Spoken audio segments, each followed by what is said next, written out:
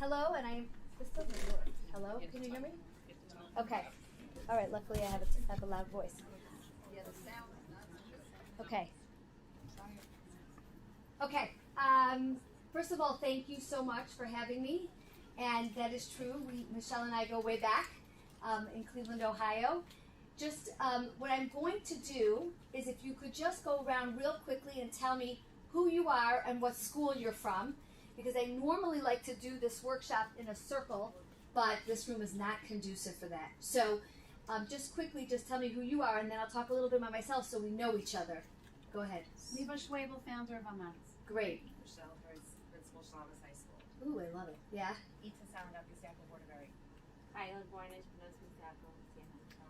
Kylie Edelman, Venus Bisako, Edison. Habiba Randolph, Ortor, Cincinnati. Oh, I know you. Yeah. Devour Sarapati, Benos Basiako, Vegas. Okay. Zipporah Zalesko, Yavna High School, Cleveland.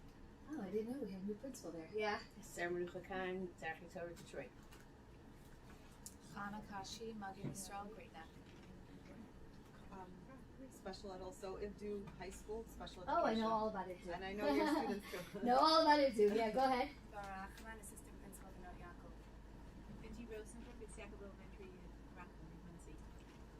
Peggy Weiss, Colesburg High School in Israel. Valkyrie Blooming, Bubbles, and Muncie.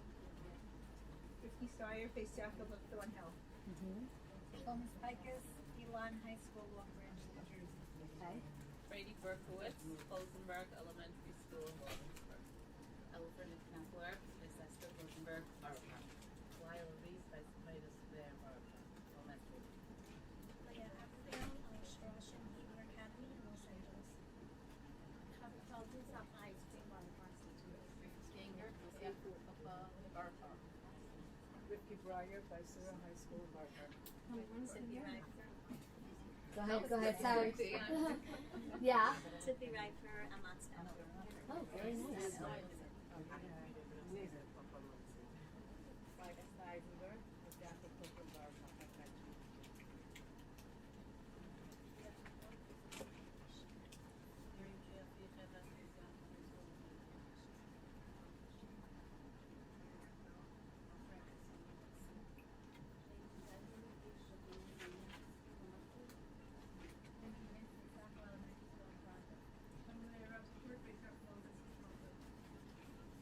This table.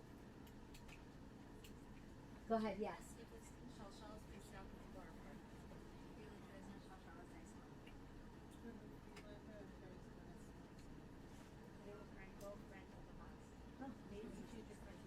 Oh, great. Go ahead.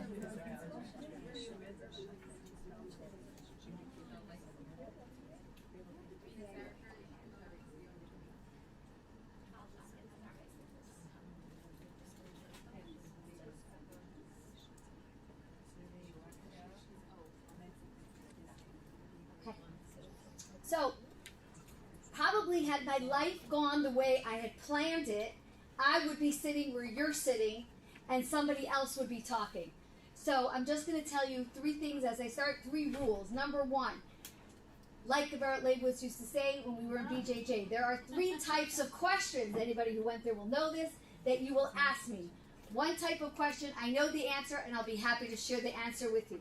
Number 2 type of question, you will ask me a question, I don't know the answer, but I'll probably want to know the answer, and I'll probably look it up and maybe email you or call you on another day. And then there's the 3rd type of question where I know the answer, but I don't think it's for a public forum, so maybe we'll talk privately afterwards. Okay?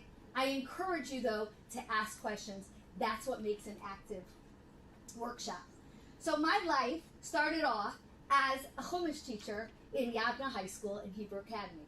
And in my dream of dreams, I would have been a principal. That is probably the trajectory that I would have had and probably what I would have followed. My father's a principal. My mother's a mechaneches. It would have made a lot of sense.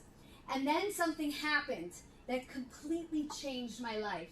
I lost a full-term baby, and I decided that at the time I was still teaching, but also helping my husband run an office supply business. Long story. But bottom line is I decided to found an organization called Tree of Knowledge, which originally was to help children that were sick in the hospital.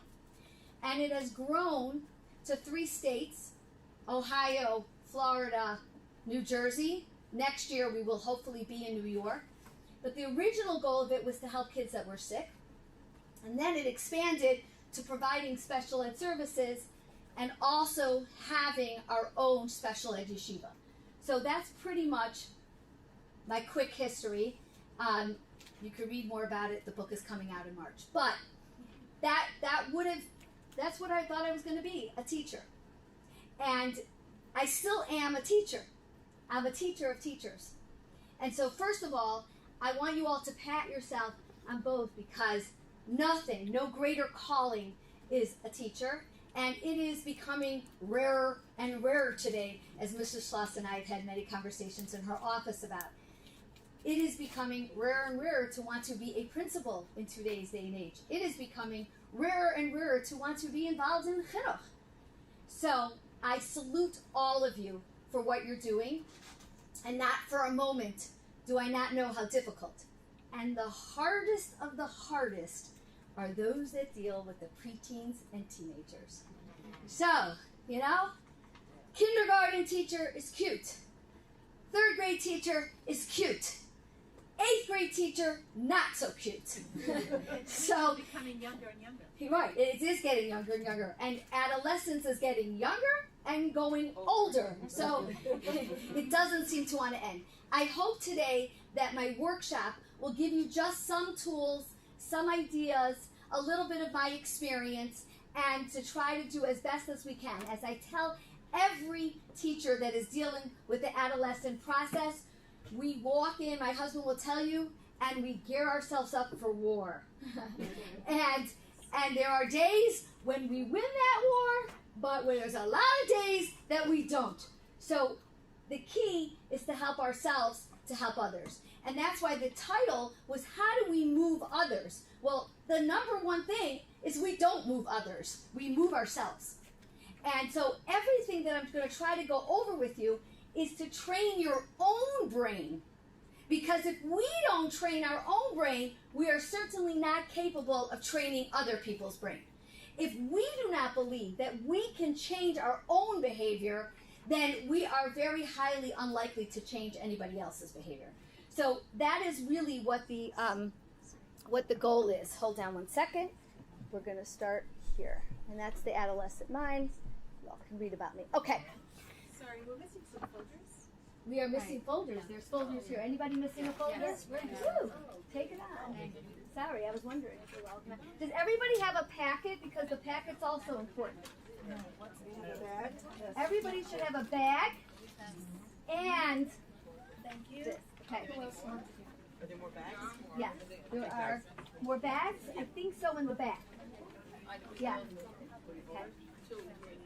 Okay. Do you have more of those folders? Here are the folders. Okay.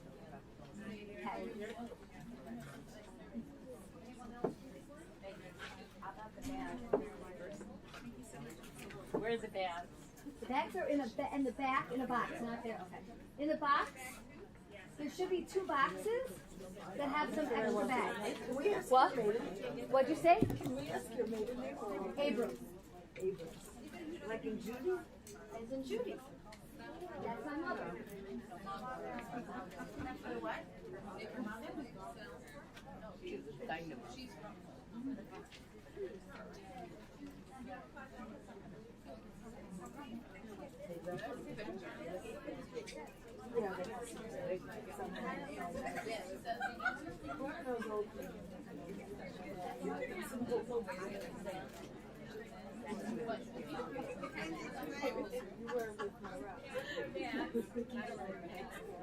Anybody who doesn't have a bag?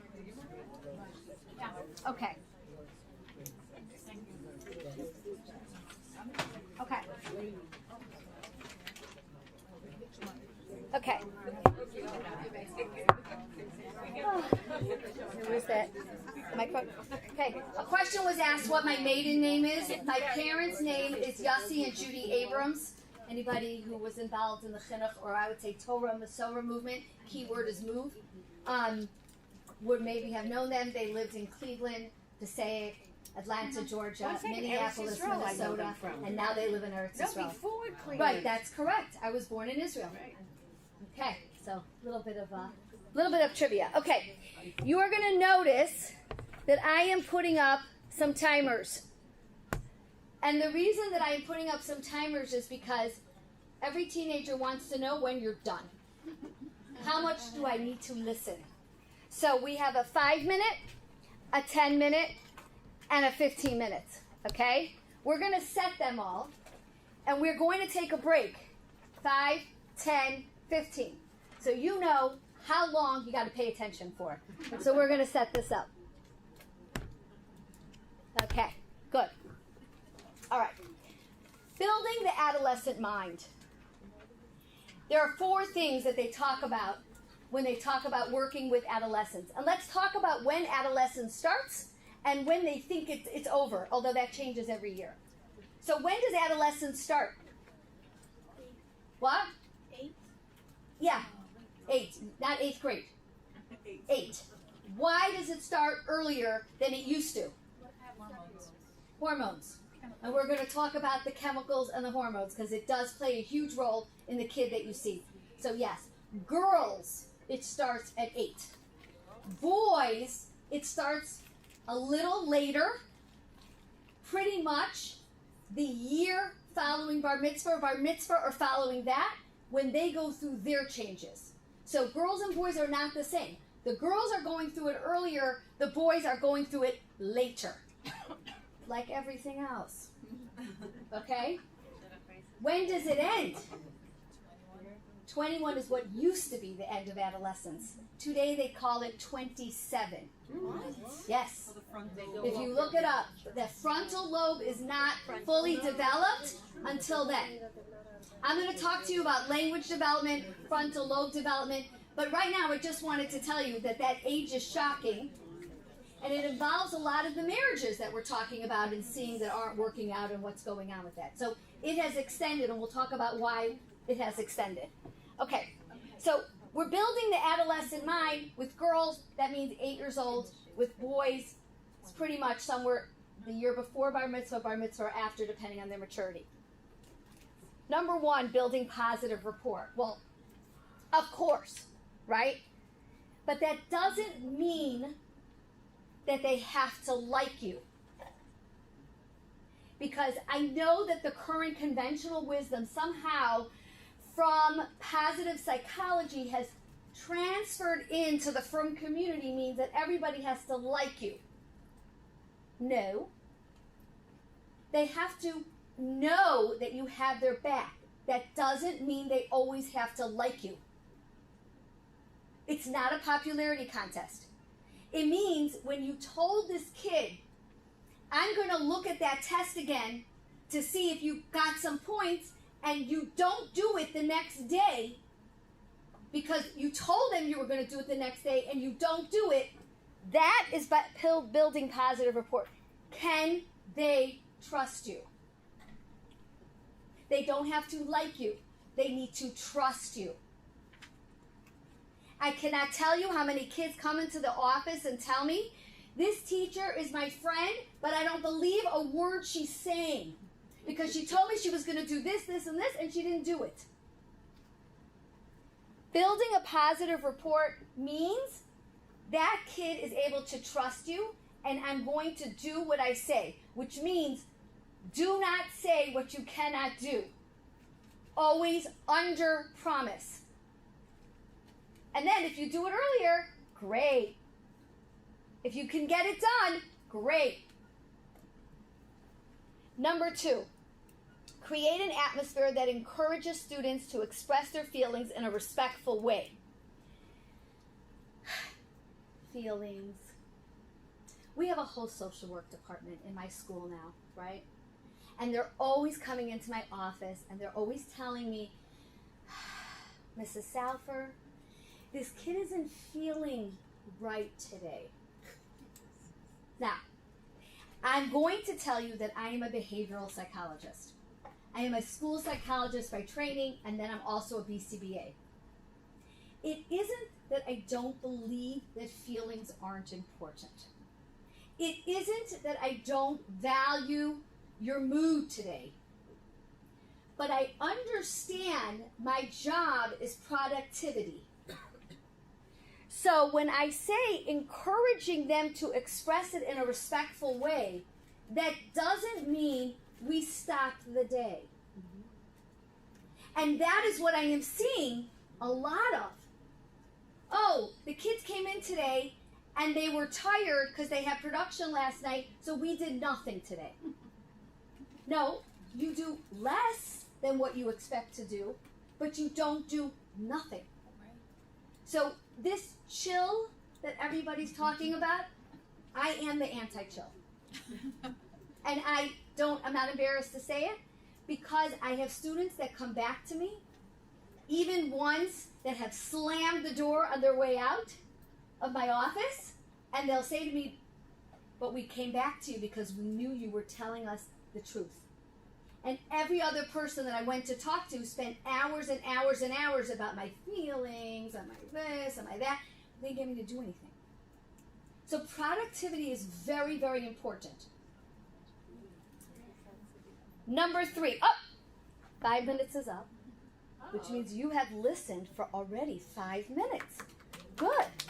Okay. So, in your packet is a thing of nuts. Okay? And you are more than welcome to open them and eat your nuts. And I will give you a minute to say whatever bracha you need to say. So is this something that we should be implementing? Every single thing that I do, you can do in the classroom. Snacks are important, especially for girls who don't eat breakfast. Nothing wrong with having a snack, a healthy snack. Not a sugar snack. So you should be encouraging once in a while. It doesn't have to be after 5 minutes. It could be after 15 minutes. You could determine that. Okay? Okay? So, everybody to open it up, make the crunchies, do your thing. I'll give you a minute. What? What are some good snacks? A lot of schools are Almonds. A lot of schools are Oh, not free. not free? So then you have to do sort of like gluten-free stuff. Quinoa crackers. Quinoa crackers, the hummus. Avocado. Avocado. There's so many options now, especially in the frum world. Carrots, sticks. We could just go back to the basics, fruits and vegetables. Right? We could really do that. I just couldn't schlep like grapes. I wanted to do it, but I had to do this before Shabbos. Okay? But you could do that. Okay. The next thing is showing kindness. So I have an office in Lakewood that I opened up about 12 years ago.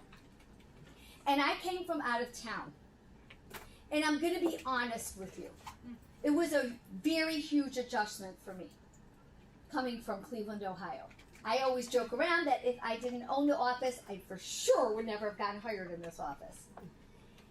And we had a group of high school students that weren't making it in other places. And there was a high school that was starting in Lakewood. It didn't make it. But they wanted me to meet the girls and talk to them. And so they came into my office once a month. And Tree of Knowledge would make them like a Rosh Chodesh party, something, make them feel good. And once Rosh Chodesh, I used to come into Lakewood. I would sit with them during that thing and just talk to them. And I went around the room and I said to each girl, like, basically, what's your biggest issue with school? Like, just help me understand, because whatever, I don't really understand that whole Lakewood system. So, the biggest thing, like not getting into school every 5 minutes, but so anyways, and one of the things that came up over and over again in this year that we did these Rosh Chodesh parties was kindness. They said, and it wasn't the teachers were mean to me. That's not what they said, because I don't even listen to that.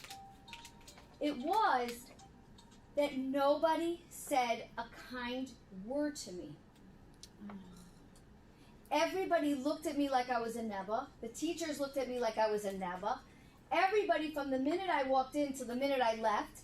And nobody just said, hey, kiddo, how are you? Now, again, I come from out of town. I don't want to say anything about out of town versus in town. But I was like, huh? And I realized that smiling, just a smile on your face made a difference to these girls. It wasn't even words. It was how the people presented it themselves. It was facial expressions that was making these girls so uncomfortable. And they now have come out and said that for your facial features in terms of wrinkles, if you smile more, your face actually does better. Now, here in Florida, we use a lot of help with faces. It's a very big Botox place. I'm not putting it down. I'm just saying, if they just spent a couple of minutes smiling, it would help, especially as women go through the changes. Smiling becomes very important. So we are done with 10 minutes, and we are going to just, each person, look at their other person next to them and smile. Hi. We're so happy to be here in sunny Florida. Yay!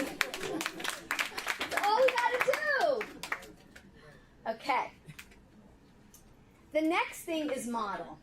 They do not listen to what we say, but they watch our behaviors. Even if they tell you that they're not watching our behaviors. Even if they tell you that they hate our behaviors. Even if they tell you that we are the they see how we interact. All day, every day. There is nothing more powerful than what we do in terms of modeling. And sometimes we forget that. We're so busy preaching and talking and just talking and talking and talking, and we forget that we don't even have to talk so much. We really just have to model good behavior. So you want to move somebody? You need to have somebody look at yourself and say, how do you present? Am I smiling? Did I walk into the office that morning because that girl that's sitting there waiting to talk to me because she's in trouble is seeing how I talk to my secretary? She is seeing how I hold myself. And that becomes very, very, very important. Okay. All right. What is adolescence? It's really going through changes. So let's talk a little bit about the brain and the different developmental stages. Number one, biggest changes that happen to us in our human lifetime is when? 0 through 5 and then adolescence. 0 to 3. 0 to 3, actually the first year of your life, is probably the most amount of changes, but 0 to 3. Okay, that's why we get nervous when we have a 2-year-old who's not talking, right? We have certain things that we expect. We expect that from the time you're born until 3 years old, you're going to walk, you're going to talk, right? It's very high expectations for a kid that's being born with nothing. They're going to make socialization. They're going to learn how to feed. They're going to learn how to feed themselves. They're going to learn how to emotionally self-regulate. They're going to learn how to play. A lot of things happen between 0 to 3. Then between 3 to 9 is the biggest growth of language development. That's the time where your brain is growing critical thinking skills, how to read, how to understand what you read, right? How to speak, like intelligibly. That's 3 to 9. We know that at 9 years old, the language part of your brain, little door shuts. How do we know that? Because I was born in Israel, came when I was 5 years old, and you can't detect an Israeli accent. But I speak Hebrew, and when I speak Hebrew, I speak it with an Israeli accent. Because I was going to God in Israel, and in those days my parents weren't like connected so much to the American community. They were pretty Israeli. So I came speaking Hebrew, but I don't have an accent. If I had come at 13 years old, you would be able to detect that I have that accent. Yeah. Children can learn like 6 languages. I had 6 Yeah. neighbors that 100%. spoke flawlessly 6 Right. languages. They couldn't tell you I'm speaking Swiss or French or Italian, Correct. but you start a sentence, they were able to finish it. Correct. Because the best time to learn a foreign language is 0 to 9. That's the best time. And that's when you can learn multiple languages. That's why kids who come from Belgium and this and where they're exposed to multiple languages are able to do it. Okay, so we already went through another 5 minutes. Open up your packet. And in there, you're going to find a brain.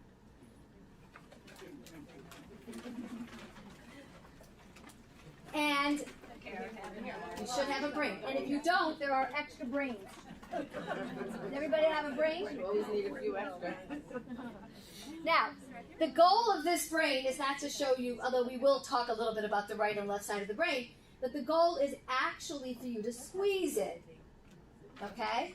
Because this is a great stress relief, right? It's also a great way to use when you need to fidget. Not everybody has the same attentional skills. And rather than do fidget spinners, which I'm not so into, squeezing a ball, and you can get softer balls if you want one, is really a great way to calm the brain down.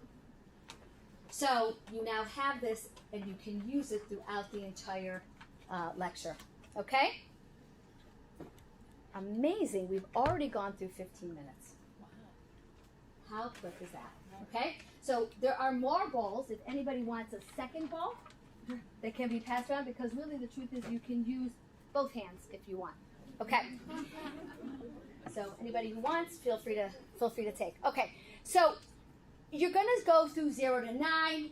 Language closes. We know it doesn't fully close because otherwise speech and language therapists would be out of business at the age of 9. We now know that brains have the ability to regenerate, right? People have strokes and they go through a lot of therapies and they're able to regenerate parts of their brain. So we know that you can still learn languages after 9, right? Otherwise we wouldn't be teaching any foreign languages in the school, but it's not the same as 0 to 9, okay? What happens at 9 years old is now you're going to start getting the physical, emotional, and cognitive changes. And it's a lot, okay? Teenagers can learn to take charge of their developing brain, steer their thinking in positive and productive ways, and thinking towards, in the firm world we would say college, profession, marriage, right? There's a lot of talk in the mental health profession as what do we do about the added stresses of marriage and divorce. And many of us have been saying, here's what we need to do. We need to go back to the teenage years. Because aside from general issues that, are unpredictable and unplannable, we literally need to get the adolescent brain in a positive and productive direction and learn resilience so that they can handle dramatic changes like marriage. Because it is in adolescence when they start to learn dramatic changes. And if they don't graduate adolescence having learned dramatic changes, they will not be able to handle marriage, motherhood, and everything else. Because those are all dramatic changes. Both to your body and to your brain. So it's a big, you guys have a big achayas. Okay. Somebody I heard, what's your name? We talked about the prefrontal cortex. Okay. So we got the left side of the brain, the right side of the brain. And during elementary school, you're doing a lot of stuff for both sides of the brain. Left side being reading, math, teaching them how to do that, right? Right side, creativity, art, music, right? Getting them to do that. So that's what elementary school's job is. Before we hit adolescence, we should be sharpening that left and right. Now comes the prefrontal cortex, which is going to be the controller of left and right. That's what people don't realize. It controls the ability to function the left and the right. And we'll talk about what that is. That's the planning, problem solving, assessing risk, decision making, social interaction. During those changes, there are so many hormonal changes, right? That things that used to work, left side, let's go reading, let's teach reading, don't work anymore. Because the hormones prevent them from working. And I want to address here, I'm assuming all of you work with girls. right? So we're going to address the hormones of the women. Okay, we have to. We cannot ignore it. What is the most affected? The 2 days before your menstrual cycle. Which part of your brain? Prefrontal cortex. Okay, ask women who are in tune, right? You keep a calendar, and they will tell you that it feels like water on the brain. They cannot plan. They cannot make good decisions. They cannot make any decisions. The hormones that go there, right, that are leading up to the release of your period, hit that part of the brain. So what do? We're dealing with teenagers, and we have to deal with that. And so my advice to everybody who's dealing with this is it's time to teach these girls how to keep their calendar and know it.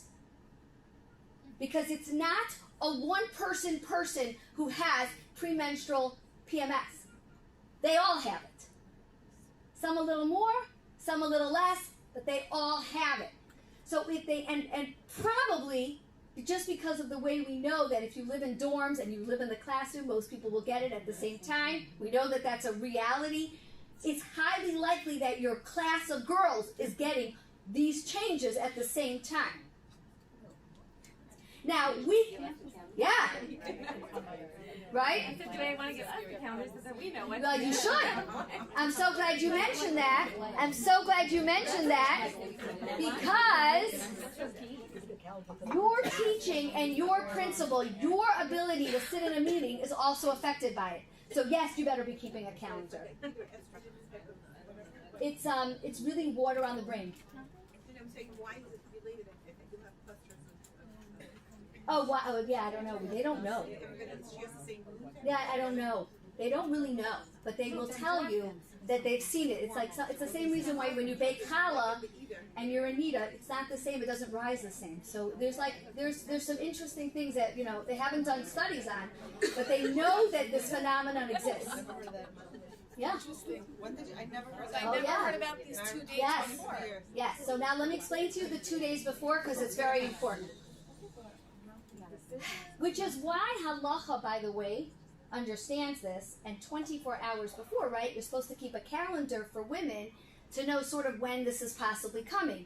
Because you are going through tremendous, and it's more the 2 days before, the 24 to 48 hours before is much more intense than the actual menstrual cycle. So we know from hormones that what's happening is that your hormones are going so low that this is why you're depressed, you don't feel good, and you don't have it yet. Actually, we now know from studies, once you get it, there's actually a relief. Oh, now I know why I'm walking around the next day saying I'm sorry to everybody. Okay? So we know that, yes, you're tired, yes, you have to deal with what you have to deal with, but we know 24 to 48 hours is really hard. And yes, you do need to keep your own calendar because I always tell the story in Tree of Knowledge. I had the most wonderful woman who worked for me. Her name was Esther Potts. Anybody from Detroit will know her. What? Yeah, amazing. Nice, positive. This woman could do no wrong. You know how I used to know I was a day before? When I used to walk into the office and her voice started annoying me. And there is nothing about her voice that is annoying. I just would be like, ooh. She would say, oh, this person's waiting for you in the office. And I remember thinking, do you know what I'm saying? You're a psychic. So, bottom line is, you definitely want to keep your own calendar. Remember, everything I say about the others, I say about yourself. Know your cycle. And you'll find, by the way, that when you're ovulating, you can take on the world. Woo! Life is great. The day before you go into the mikvah, like whatever your ovulation schedule is, you feel good. Oh, that kid said something that's annoying. You didn't even hear it. Oh, that crazy parent called you and told you that they were going to sue you. What? It doesn't mean anything. Because you have enough hormones to take on the world. But when you don't have enough hormones to take on the world, don't take on the world. I used to call it, and in my office, when girls come and talk to me, I used to call it going to the hut. time to go to the hut. It's time to sleep more. It's time to take a break. I was taught this, where's Michelle? By Molly Fainer.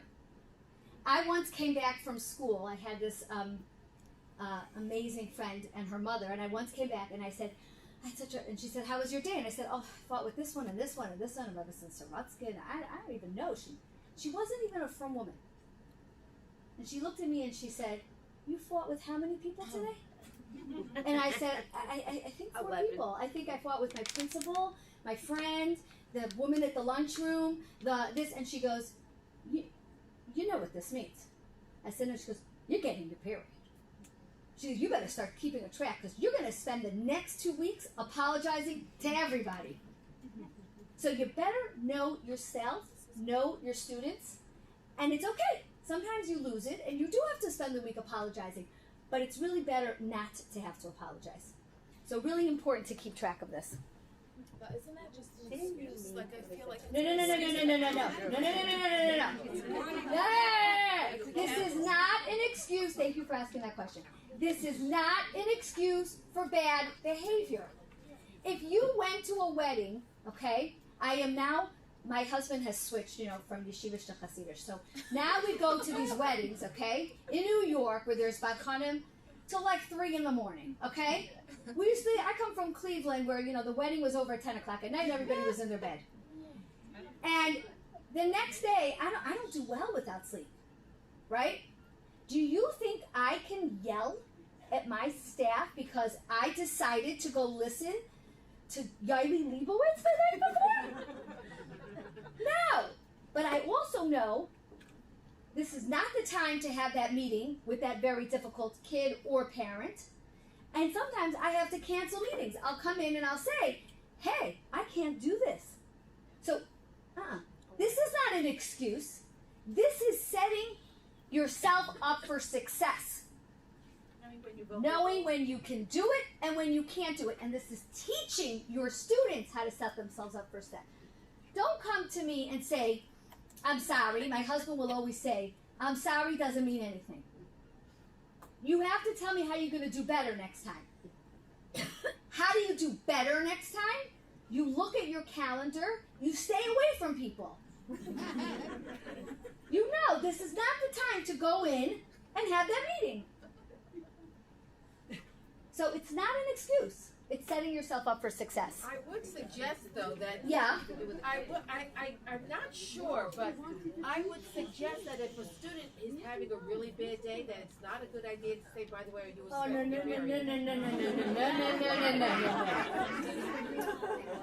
Not only men cannot say that, we too cannot say that. First of all, when a student is having a bad day, you pretty much can't say anything. You kind of have to wait it out. But when it's a good day, and you're having lunch with them, and you're playing, I went into Base Kayla High School in Lakewood, and the principal was playing bananagrams with one of the kids, and I was like, okay. And afterwards, she came over to me and she said, nope, once a week, I play bananagrams with different students. I don't know if they earn it or it's just a way for her to get to know her kids. And she goes, and that's the time that if I want to say something that's helpful, not like you did this and this wrong, but it would be such a good idea if you keep track of whatever, that's when you say it. Okay? Well, thank you, Mrs. Schloss. Okay.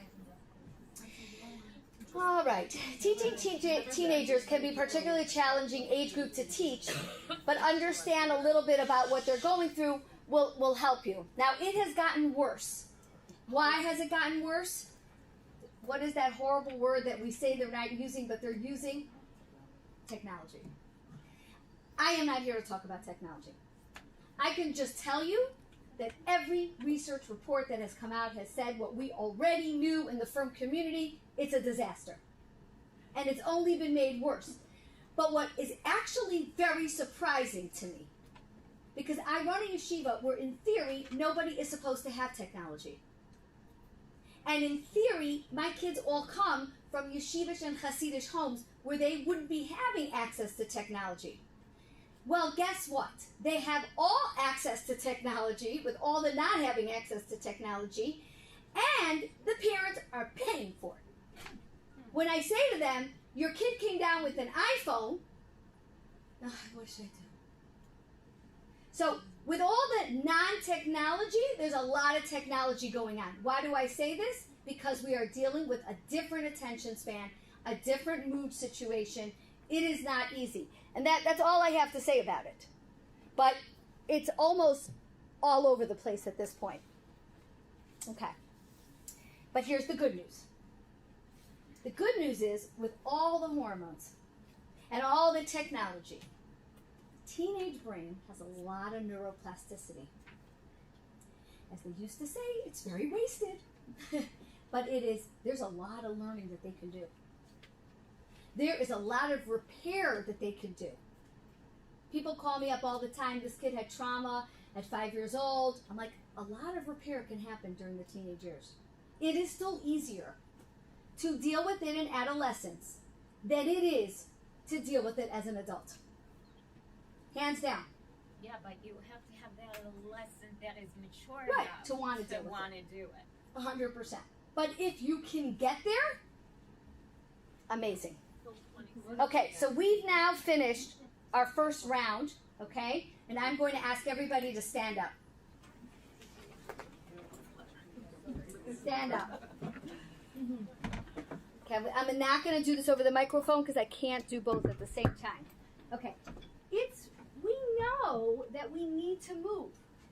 We know that we cannot sit, and the longer that we sit, the harder it is to pay attention, and yet we do not incorporate movement every 15 minutes in our class, and maybe we should, because if we got them to move a little bit, we may have better learning going on. But one of the things that I do teach is something that you can do to just give a little bit of a break. So basically, we lift our hands, stretch them up, we breathe in through our nose, out, and we wiggle. It's very important. We've got to get that out. Because otherwise, we're going to fall asleep, and we're not even giving our students coffee, although in my days, Rebbetzin Struskin did give me coffee, but that's fine. You know what I'm saying? You've got to move. You've got to put on some music. You've got to give them a chance. I see a lot of high school lecture classes, and that's really hard because there's very few kids today with technology can actually listen to a lecture.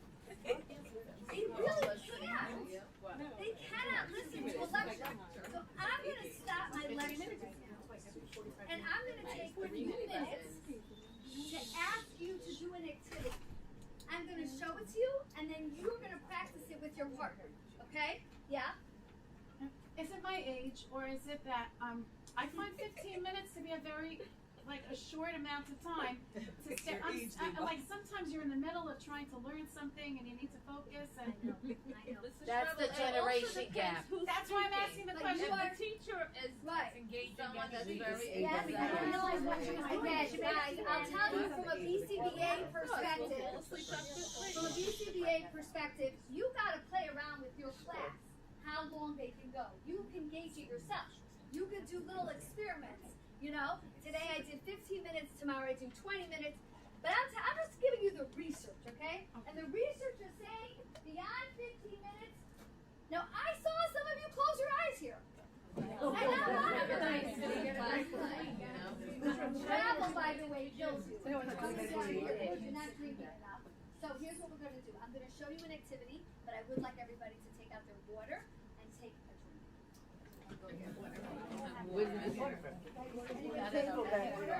Should get water. Very good. Hydration plays a key role in your relationship. I need to get up and stand.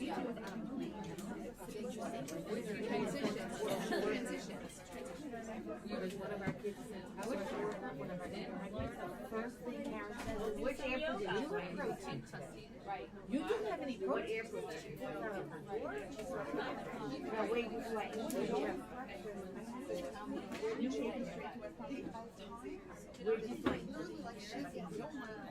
Yeah, I know. Same with me.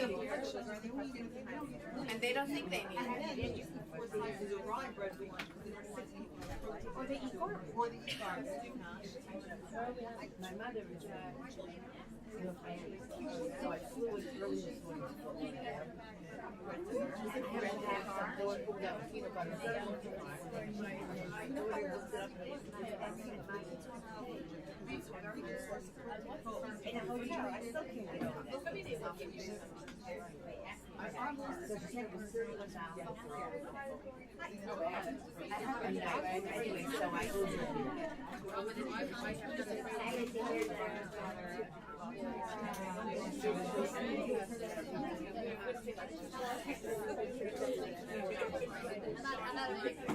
I know, but that has to be their kids and all that, right? It messes up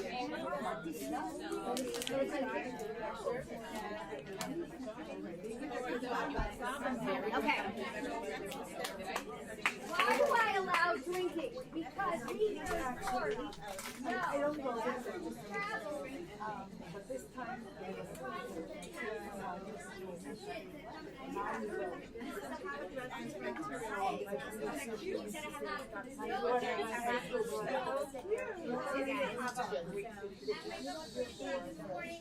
We understand the importance of hydration, which is why all the schools in Florida allow water bottles.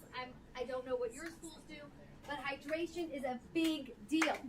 And it affects your frontal lobe as much as anything else. Children need to be hydrated. So it's very important that we drink as much as possible. Okay. Now, that 45-minute period is slowly coming. the activity that we are going to do, each one with you. Later on in my thing, I'm going to talk about visualization skills. Visualization skills are used in many different areas. They're used in trauma therapy. They're used in growing your right and improving reading comprehension. They're used in hypnobirthing. They are used in losing weight. They are used in multiple avenues of modalities in terms of improving yourself. So being able to visualize is very, very important. So the first task I'm going to ask you to do is turn to your buddy and ask them what their safe place looks like. What does your safe place look like? Does it look like at the beach? Some people don't like the beach. What does your safe place look like? What does your safe place look like? Is it the beach? Is it the bed? Is it muffin? What is it? Okay? I think it's my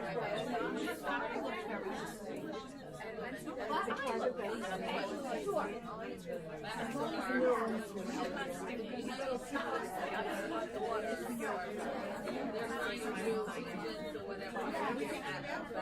Safe place, safe place.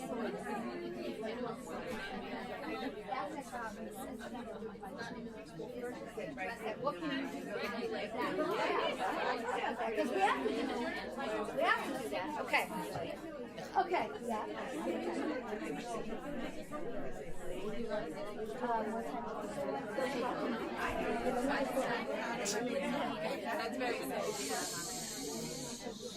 That's enough. Now, many people are afraid to go into group activities with high school girls because it's hard to get them fighting. And that's something, by the way, that should be practiced as a behavioral technique, whether it's turning off the light, whether it's going shh. It's a good training to train our students how to calm down as a group. Not to do away with group activities, but to show them that it's important that they can calm down quickly so that we can go back to doing it. I just went to a convent this week on Monday, and the Catholics are really good at keeping people quiet. I'm trying to figure out what they do, but they look across and I don't know, but whatever it is, it works. Know where Okay. you're going to end up. Why is a safe place, going back to your question, why is a safe place in your brain so important? Why? Why do we talk about where's your safe place? That's right. It helps calm you down. You cannot always escape a situation. You cannot escape the 2 days before you get your menstruation. You cannot escape the fact that that morning you got into a fight with your mother. You cannot escape that you got into a fight with your husband. But you've got to learn how to emotionally self-regulate. And we emotionally self-regulate by visualizing a better future. Being in that safe place and being in a future. And that's when you asked me, what's your name? Brady asked me, what do I do? My kid has regions and like it's the 2 days and like they're going crazy, but they have these regions. Nothing. You try to teach them how to calm down. Even if they throw a fit when you do it. Because eventually it will become a part of them. They will calm down. When people come into my office, the boys already know these are, anger management issues. I say, you gotta calm down. You gotta close your eyes. You gotta recollect your thoughts. We don't have that many tools anymore. You know what I'm saying? Like, we can't beat them up anymore. So, not emotionally and not physically. So, if we don't get them to self-regulate, right? Calm it down. No, I'm not going to listen to you until you learn to calm down. You know those girls that come into your office and they're just crying and crying and crying and crying? I want you to take a tissue. I want you to think of a safe place. I'm going to give you that time. I'm going to talk to you while you're in the middle of an emotional state. We had a workshop for our teachers, Mindy Blumenfeld. Yeah. So she said a teacher, before she walks into her classroom, She she has visualizes. to make sure that Right. she is self-regulated. Exactly. And if she is at a 4, then if a student does the slightest thing that annoys her, she'll jump up to a 6 or a 7, and that is a terrible place to be when you're teaching a classroom. I was just with my assistant, and he said, I don't know how you do this, that you don't have stage fright. I have stage fright. But I use self-regulation to calm myself down before I go further. Okay? I find Mhm. the girls by davening, after davening, there's kind of a mincha. Right. There's a calmer mood. Oh, beautiful, because you just led me into the next thing. It's mincha time. Also, the men have to be here. The Rebbetzin and the boys' school. By the way, they're the hardest ones. They're much They're harder. much I have an harder. adolescent son, and I'm an expert in elementary education, but not in that. Right. I'm not speaking from the men today, just the women, that's enough. I do. Oh, good. Like, It's good to know. yeah. So that you can do it anywhere. I can do it anywhere. Plus, we want to enforce proper behavior, so I think we have to start on time. That's a good idea. By the way, that girl got a gift. Are you? Oh, yeah? Yeah. From That's my my mother-in-law.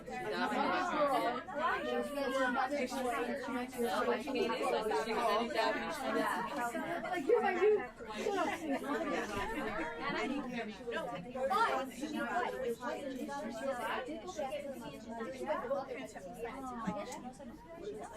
Very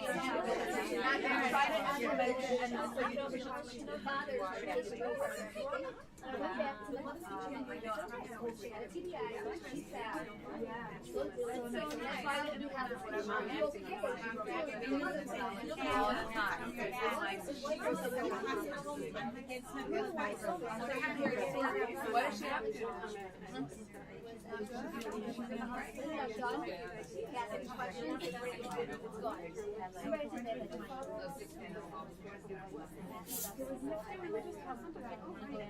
Oh.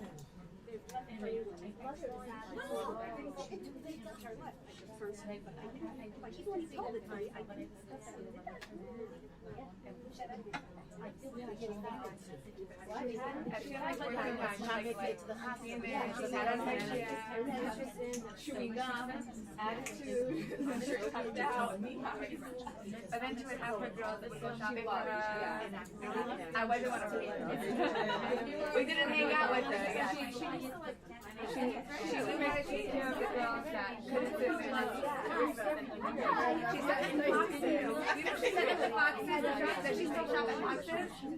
remember going to another box that like she couldn't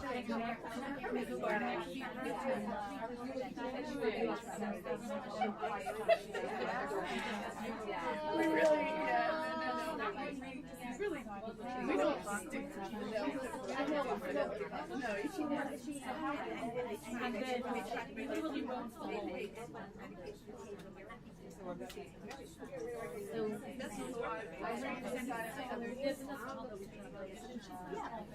Oh, you can't remember the high school. And you know what this was?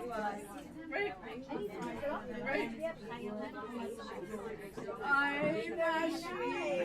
And I'm like, and here's why we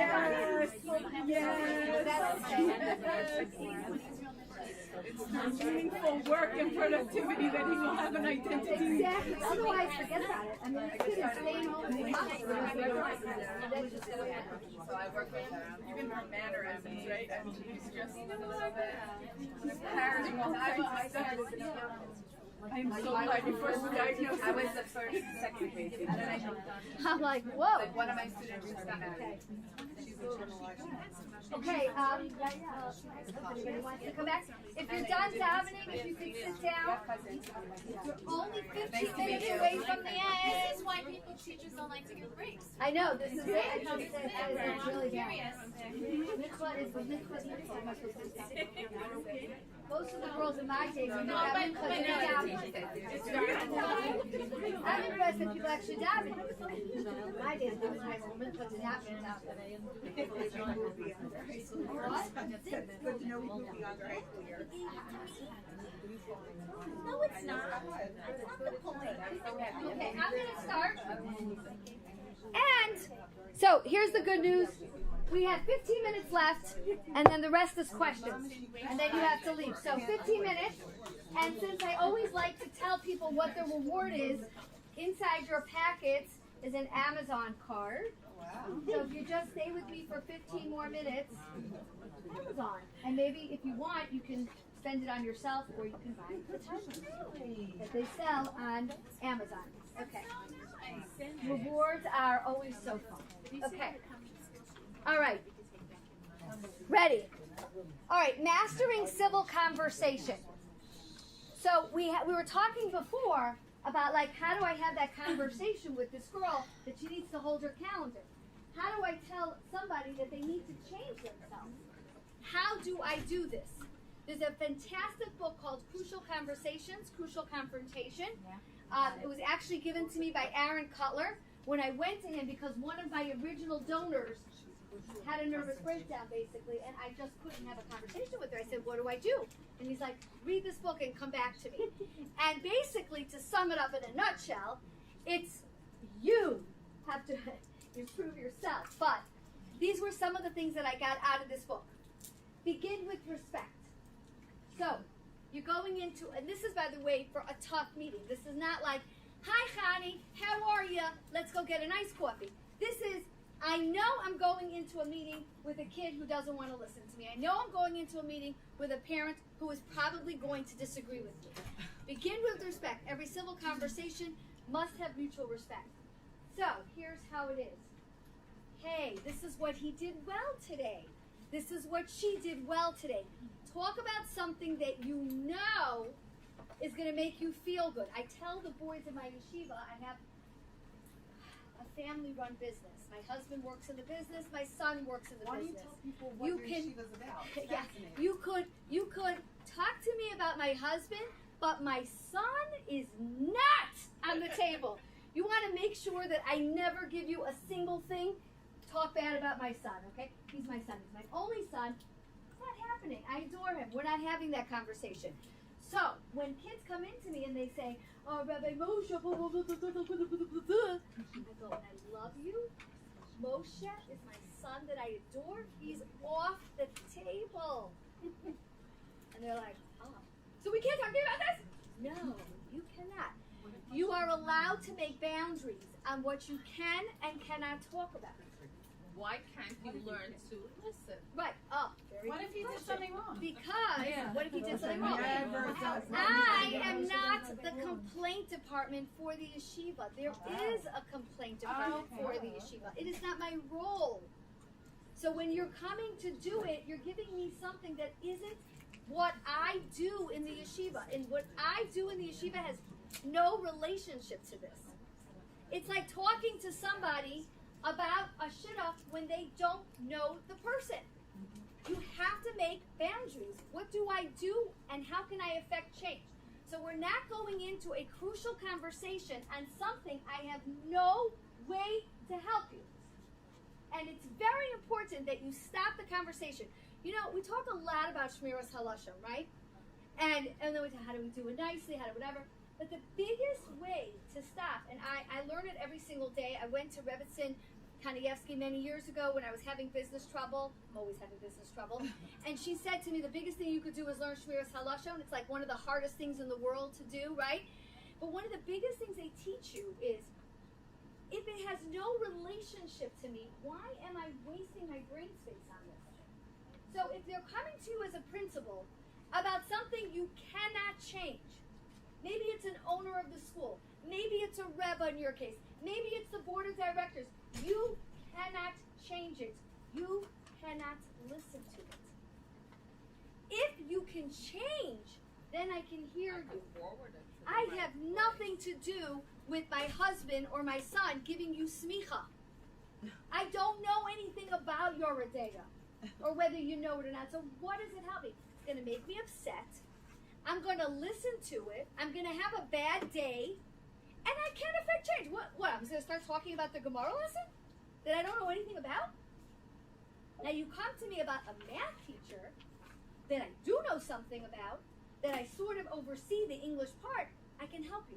So when we start a conversation, mutual respect, but only a conversation that I have the ability to initiate change.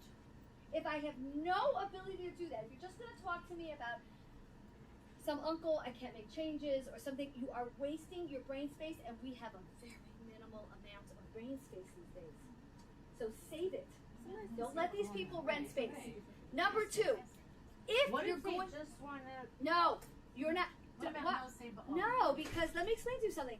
Everybody always talks to me about this, and they're like, "What if they just want to let them scream?" I'm not talking about a parent listening to a kid talk about his day. I'm not talking about that. Right. I'm talking about your role as a principal. Somebody is coming to talk to you about something you cannot affect change. You have There's your last nothing point is to do. practice But they at least know that I listen to them. But it's, them by the way, Is there if you anyone do else this that you all say day, that if besides you your son? spend your very minimal, let me tell you No, something. do you say to anyone else besides your son or your husband? There's a lot of things I do. No, If you do come in, Is it just like you say, like, this is my family, No. don't go there and talk to someone else? yeah, I do Or say is that. it like any Rebbe in the No, whatever? every Rebbe, because what do I have to do with the Hebrew department? Nothing. I'll say it about every Rebbe. Why can't you just Can I give an Because example? it's We not have my a- role. If I spend my day, I do exactly things that's not my right, role.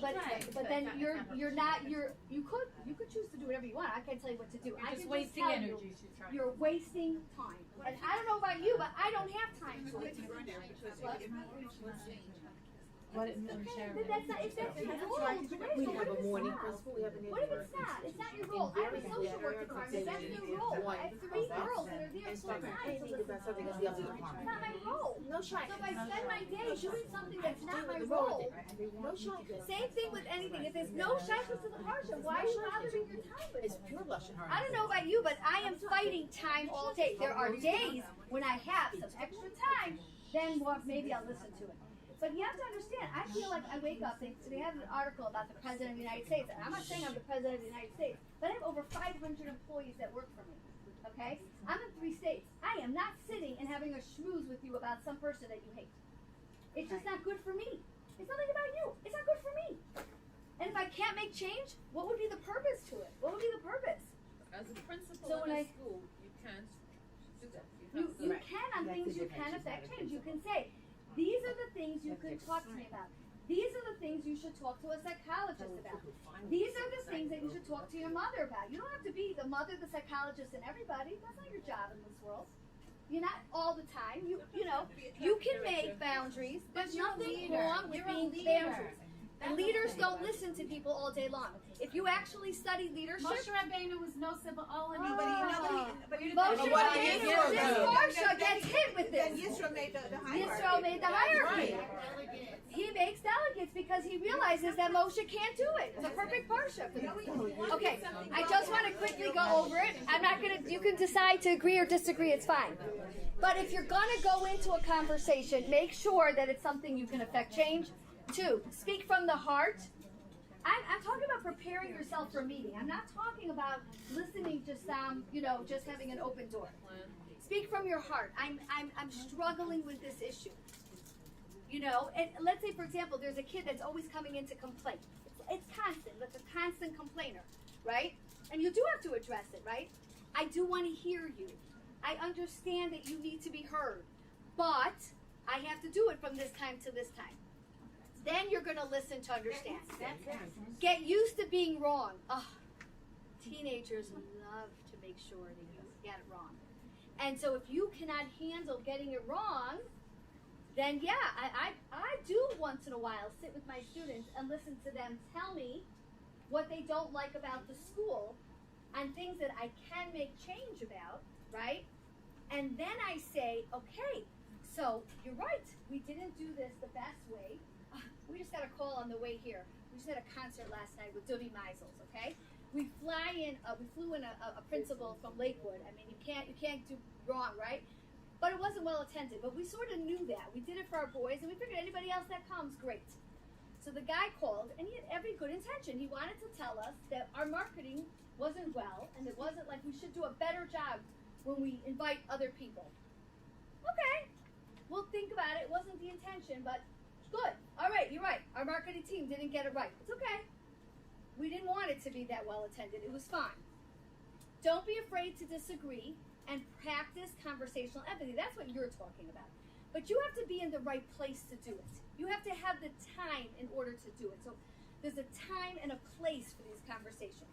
So no, when I'm in the middle of meeting on Zoom with all my team leaders from Cleveland, Lakewood, and and some kid wants to tell me about my husband, it's not the time.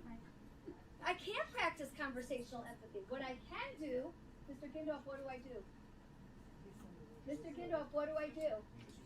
No, sometimes I do. But most of the time I'll say, make an appointment where I'm prepared. And by the way, before that appointment, please send me an agenda because I don't like surprises. So tell me what the issues are prior to me going into it. Okay? That's a very good idea. And I do that. And if they don't have an agenda, I do not meet with them. Because my role is only to help, and I can't help if I don't know what I'm going into. Okay. We talked about visualization, so you're right. When somebody comes into me and they attack my family, I do need to practice that visualization. I'm in front of a beach, and I am having a non-alcoholic beverage. And I am eating a muffin that I'm not supposed to be eating, but I really like to eat. That's my visualization. I'm creating something to calm myself down. Okay. I talked a lot, and I don't have a lot of time to do it, but I really wanted to practice visualization techniques because they really are so amazing. And I just wanted to quickly go over what it does for you. It calms you down. It makes your performance better. It increases your muscle strength. You gain confidence, your motivation. It reduces pain. It decreases anxiety. So it's really it's a very, very powerful tool. I do not have the time where this is not the workshop to do it, but you really should spend time learning visualization. Okay. Some visualization techniques. Visualing an inanimate object. Water visualization. Water is very powerful. Just listening to running water. A past event that makes you smile. Guided visualization, where somebody's walking you through what you need to think about. Happy thoughts in, unhappy thoughts out. Visualizing future events. Sometimes I'll stop a kid who's so upset, and I'll say, just visualize what's going to happen next. Visualize yourself in a yeshiva in Eretz Yisrael. See that next step for yourself, Okay. I got this challenge from Michelle that I had to include in this workshop, the 6 constant mitzvot. And I really, it was a challenge because I kept thinking to myself, I don't really know how this ties into the adolescent brain. I called my office in Lakewood and I kind of had a challenge to my office and I said, guys, how do I teach 6 of these constant mitzvot and tie it into the adolescent brain? And I want to thank Becky Gestetner, my director. She goes, no, it's exactly what it is, because the constant mitzvos are really only visualization. You're visualizing your belief in Hashem, you're loving Hashem, your awe of Hashem. It's not really that you're actually doing anything. It's an interesting concept. I was doing a lot of research on this because I was like, honestly, we talk a lot about behaviorism in my practice. Like, it's all about what you do. It's not about what you think. It's about what you actually do. And then these constant mitzvos are really what you think. But we also know in cognitive behavioral theory, right, that what your brain thinks about ends up making what you do. So visualizing now is a very interesting thing. I ended up talking to a woman who was going through cancer. She told me, Nechama, I visualize this every day. When I'm going to my chemotherapy appointments, I visualize these 6 mitzvahs. I literally visualize myself loving Hashem, feeling in awe of Hashem, making sure, like I really go over this, and it's all actually a visualization technique. So, I don't know, I never did it before, but I actually think that it's something that you can keep, and besides going to that happy place, right, you could also go to this and use this as a way to calm down, because like Rebbetzin Kanievsky said, because you want to right, you don't have to think of the beach. Well, it's a creation of Hashem. But you could also, like Rebbetzin Kanievsky used to say, Eino Bilvado, right? That's what you're supposed to think, like before you're going into an audit or you're going into a difficult meeting, you just go, Eino Bilvado, like Hashem should give me the help, Hashem should guide me. So I think that maybe as we go into a difficult conversation and also as we may have a difficult meeting, we just visualize as much as possible. Okay, I'm going to end here because the 15 minutes are up. You all get your rewards. They're in your bag. And if you want to ask questions, now would be the time. What time do you have to leave? Thank you. We have 15 minutes. 15 minutes. So now if you have questions, somebody brought up trauma. Who brought up trauma? Addressing I am not addressing it. You want me to address it? Yeah. 3 minutes. So, I just came back from Germany. I am Ashkenazic, 98.9% Ashkenazic. My family is from the original colonial family that came from France over to Mainz. That goes into the basic Pharos in Mainz. You will see the Clonimus family. That's how far back we go. 1,000 years of torture. First crusade, second crusade, culminating with Kristallnacht, and finally getting out of that miserable place. What they have found, no shock, is that those of us that come from the Ashkenaz community, our anxiety rates start at a 70. That is a clinical rate on an MMPI, 70, which if somebody came in and wasn't an Ashkenaz Jew, we may decide to put them into a psychiatric unit. We start very, very, very high. And where our country of origin plays a huge role in our biological component, now that they're seeing this, and we have to thank the Germans for killing us, but they're also doing all the research about it. There's a city called Dresden in Germany where they're now, they realize they may have hurt us. And they're doing a lot of trauma and anxiety research because they were the people who gave us all that anxiety and trauma. Okay? Now, those of people that are growing up in the Sephardic, depending on the country of origin, and this is important because it very much plays a role how much instability was in that country in terms of the genetic and predisposition for your mood. Another big It one also that has thing- to do with sociocultural. Yeah, exactly. But anyways, the big thing that they're showing now, but this is just this is I biological. understand, but Right. but it Right. has to do with Right. history that Right. that that they Right. never came, the Right. alliance that Right. didn't go to the Svardim, Right. the alliance, the Right. Haskalah didn't go to the Svardim, Right. so they believe in God much more easily than Right, which helps them with their mood. But anyways, Ashkenazic it's in has the brain. very strong genes for anxiety, mood disorder. OCD is a part of anxiety. So it's just the way, They also have greater resilience. They used to. We're not having such great resilience these days, but yes, they used to. Also, could we ask, is it Yes. possible to email these slides Yeah, in their sure. original size? I'll be happy. Yes. Any now it's questions. Yeah. This is called epigenetics. Yeah. Go ahead. So I wanted to ask, you talked about trust. Yeah. And what I find is that girls who grew up under circumstances where the adults in their life didn't pull through, it's very, very hard to get them to trust us and for sure to trust Hashem. Yeah.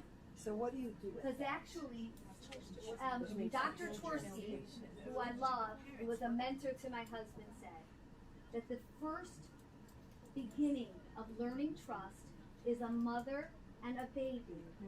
And with post-traumatic, what we see this in studies, right? If a mother had attachment issues or mood issues or postpartum issues, that attachment never happened. Therefore, it plays a role. Now, I don't have time to do a trauma thing and an attachment theory thing today, but I tell you that all of these absolutely do play a role.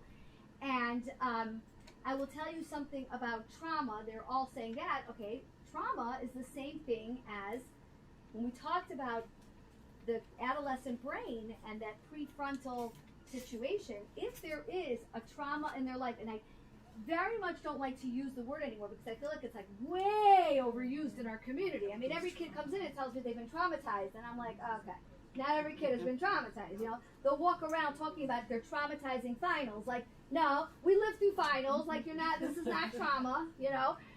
But if they've had real trauma, then you are right. Their prefrontal thing, won't grow. That's the biggest problem. Why?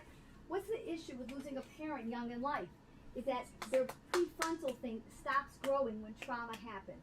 So yes, it is, and it's a complicated thing because you can't necessarily deal with trauma. But I'm going to tell you one very interesting story. If you want to hear an interesting story, we had a boy whose mother had brain cancer, came to us, and the rule was, he made the rule, you could not talk about his mother. Okay, so now we have 3 social workers, 2 psychologists, a whole ABA team, and none of us can talk about the elephant in the room, which is his mother, right? Needless to say, behavior's out of control, life is messy, we're getting nowhere. Okay. His mother, who was going through the different stages of brain cancer, she used to call every single day, having a dream that her son got hit by a car, because this was her difficult child, and that trauma stays in your brain, right? So when she's going through her trauma, which happens at the end of your life, don't want to know about it, she's going every day she's calling that her kid is in pain, and we're running to go look at the kid, and he's sitting in the classroom. At one point I had to call Rebbetzin in Lakewood and say, listen, I need you to have her call, because I'm not always going to pick up the phone because I'm busy or somebody else. And they literally, she sounds like it's real. Like this was going on for 4 days in a row, and like the first 4 days we're running to see if the kid is okay, and the kid is fine. So that's her trauma, but we can only deal with the kid's trauma. Okay, a year goes by, no discussion. We are not, as my husband said, we are doing absolutely nothing with this kid. We're just kind of like letting him be in a safe environment. Happens to be that Hashem was good to me, and I was in Lakewood when the mother was nifter. And have not spoken to him about his mother. So now comes the Levaya, and of course the father calls me, and this one calls me, and the social worker, and relief, and all the many beautiful organizations we now have to deal with trauma.